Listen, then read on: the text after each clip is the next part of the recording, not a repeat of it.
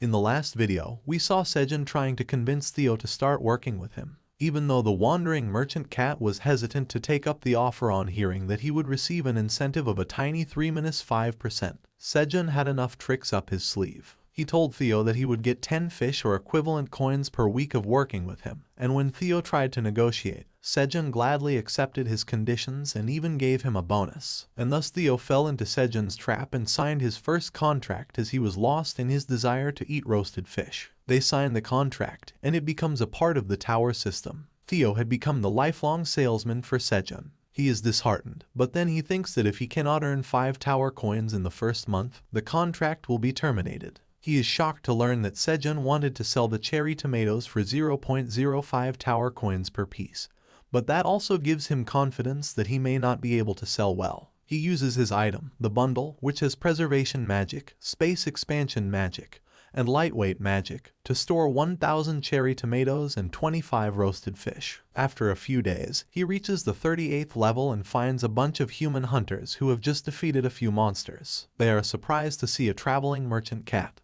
but then they lose interest when they see the cherry tomatoes and hear the ridiculous price. But then a girl reads that the tomatoes could dissolve 10 grams of fat just by eating them. All the girls are eager to buy the cherry tomatoes after learning this, and Theo is sold out in no time. Now, this chapter starts with Sejun looking at the carrot seedlings that have sprouted, and he is lost in thought. He asks if the figure was about 70%, and the husband with him seems to agree. That 70% referred to the germination rate of the seeds. Out of the 1,000 carrot seeds Sejun brought from the seed store and planted, only 700 germinated. And he had also planted 12 magical cherry tomato seeds that he harvested himself, and among them, only 732 seedlings had sprouted. Then we see the scene of Sejun's farmland, which is starting to look like a proper farm. And the poison honeybee is also busy with her job of pollination. Sejun is still calculating the germination percentage of other crops and finds that the corn seeds and sweet potato sprouts also had a germination rate between 60 and 70%,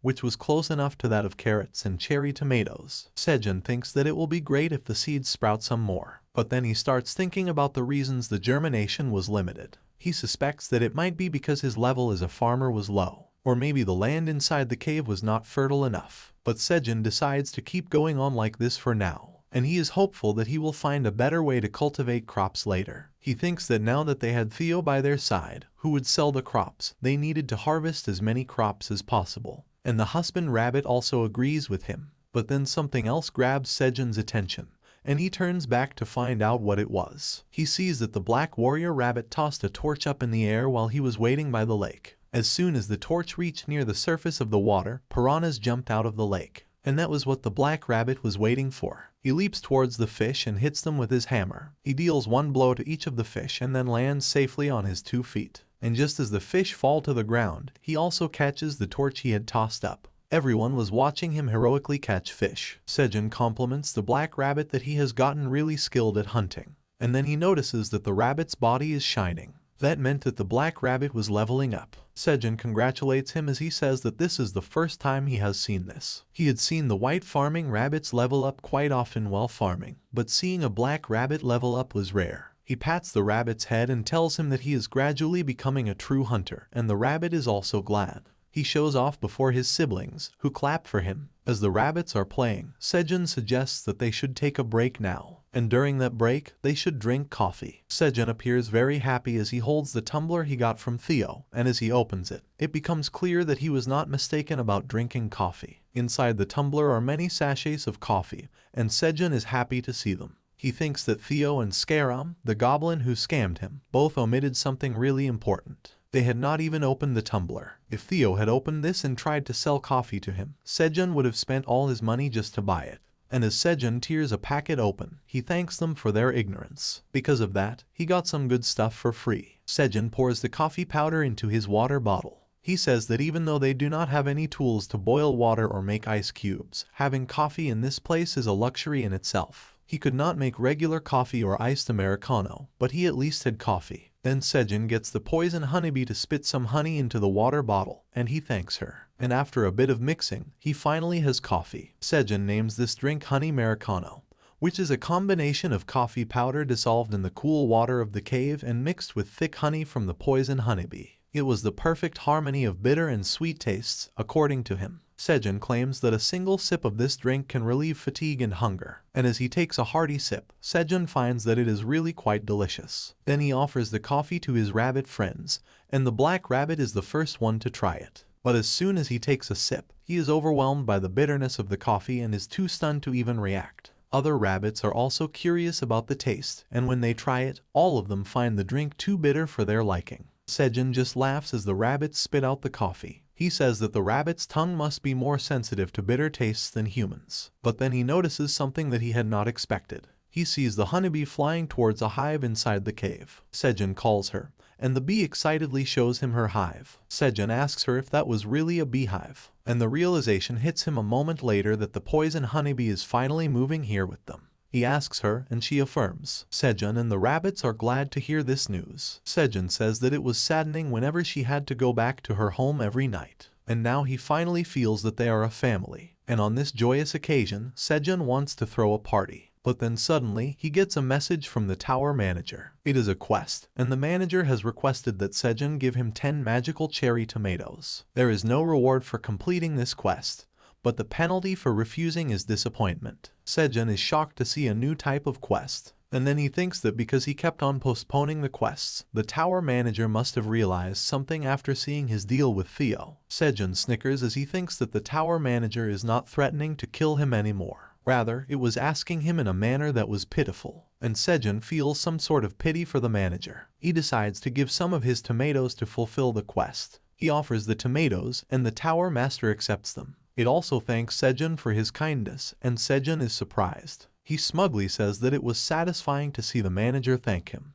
But then he suddenly realizes something. He acted like a pushover just now. Sejun is dejected upon realizing this, and he does not notice that the husband rabbit was sipping coffee calmly behind him. On another floor of the tower, we see a building. A goblin places a drink on the table, and then we see that he is Scarum, the one who scammed Theo. Scarum is angry that the pushover cat has not returned yet, and his friend asked him if he was talking about Theo, who bought his items the last time. His other friend says that Scarum was quite smart to sell the trashy items by deceiving the cat, and he also wants to learn some tricks like this. He then asks Scarum why he was looking for Theo. Scarum begins to explain his reasons. He says that the cat spent all his money to buy items from him, and he is worried that the cat has not yet returned, even after much time has passed. By now, he should be back to complain that he could not sell the items. His friend asks him if he is really worried, and what would he do if the cat really returned. Scarum says that since he was such a good guy, he would not be able to pretend not to see Theo. He says that he will buy the cat a glass of milk and inform him about a big opportunity, and then he would lend him some money to take advantage of the opportunity. The other goblins are surprised, but then Scarum explains his real plan. He says that the poor cat will have to work very hard to repay the loan he takes from him at a high interest rate, but he will neither be able to pay the debt nor the ever-increasing interest. And then Scarum gives a menacing expression as he says that Theo would become his slave until his death in the end. The other goblins say that Scarum was a genius, and one of them asks him if he should not hurry and find the cat as soon as possible. It was not easy finding such a pushover, but Scarum laughs confidently and says that they still have plenty of time. He advises his friends that they should not chase their prey so recklessly, and the other goblins are impressed yet again by his carefree attitude. But then Scarum says that they should look at today's wandering merchant sales ranking. The other goblin also says that it was about time for it to be updated. And then they open the information windows in front of them, showing the ranks of wandering merchants according to their sales. Scarum sees that he has reached the 999th rank, and he is happy to finally make it into the top 1000. His friends are amazed to see him in the top 1000, as they are not even ranked yet. Scarum laughs inside, thinking that it was worth selling those things to the pushover cat. And then he starts to scroll through the list to see the names of the people he has to beat next. But a shocking discovery is waiting for him there. Scarum exclaims, "How could this happen?" as he sees Theo's name on the list. He was at the 982nd position in the list after selling goods worth 50 tower coins in the past day. The other two goblins start murmuring that it was the cat that Scarum scammed, and Scarum is trembling in anger. He slams his fist into the table and loudly says that Theo couldn't have sold those items for such a high price, and he is now curious about what the cat was doing. Meanwhile, Theo has returned to the cave, and he declares his return. Sejun is shocked to see him and asks where he has been. Theo flinches as Sejun moves towards him, and he apologizes. He says that he will not go out to play on the other floors even if he sells out. He promises to return right away the next time. But it turns out that Sejun knew nothing about this. He is confused and asks Theo what he meant. For how long was he out playing?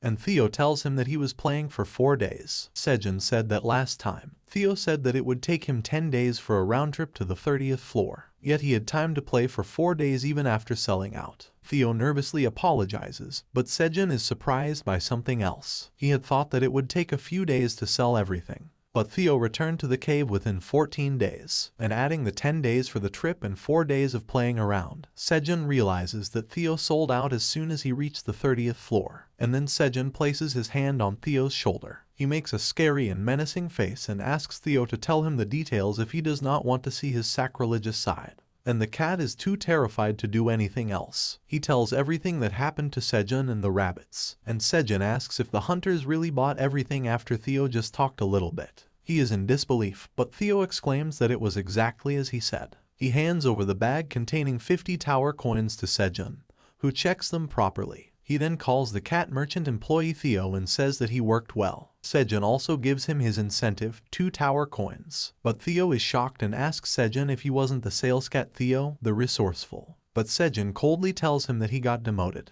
What kind of sales cat returns after playing around for 4 days? But then Sejun adds that if Theo works hard the next time, his position as the sales cat will be reinstated. And Sejun also says that he will raise the incentive to 5%.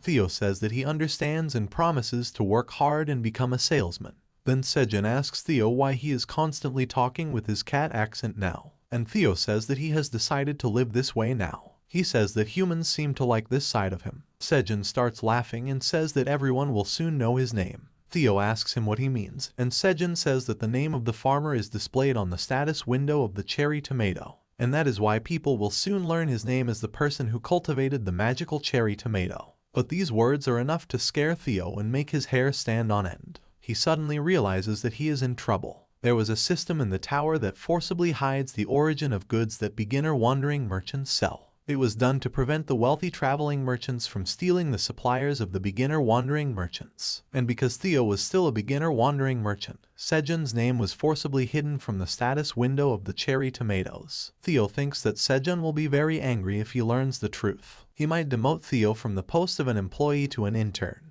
and he fears that he might even become a part-timer. Theo is scared, and Sejun asks him what he was thinking. But then Theo acts up to cover his fear and says that nothing was wrong. He asks Sejun to hand him the cherry tomatoes so that he can leave to sell them right away. Sejun says that it was too soon and asks Theo to rest for a few days. He also had to receive his weekly payment. But Theo is in a hurry to go out and sell more tomatoes. He tells Sejun that he should work as everyone else is also busy. Theo rushes to the rabbit carrying harvested tomatoes and starts putting them inside his bundle, much to the rabbit's shock. The reason he was doing this was to remove the restriction on displaying the cultivator's name from the status window of the goods. And there was only one way to do that. Theo needed to achieve 1,000 tower coins and become a mid-level wandering merchant to do that. And seeing the cat so eager to work, Sejun wonders if he has started to believe in him. With this, the chapter ends. What do you think about this chapter? Tell us in the comments. Also, like the video and subscribe to our channel for more such videos.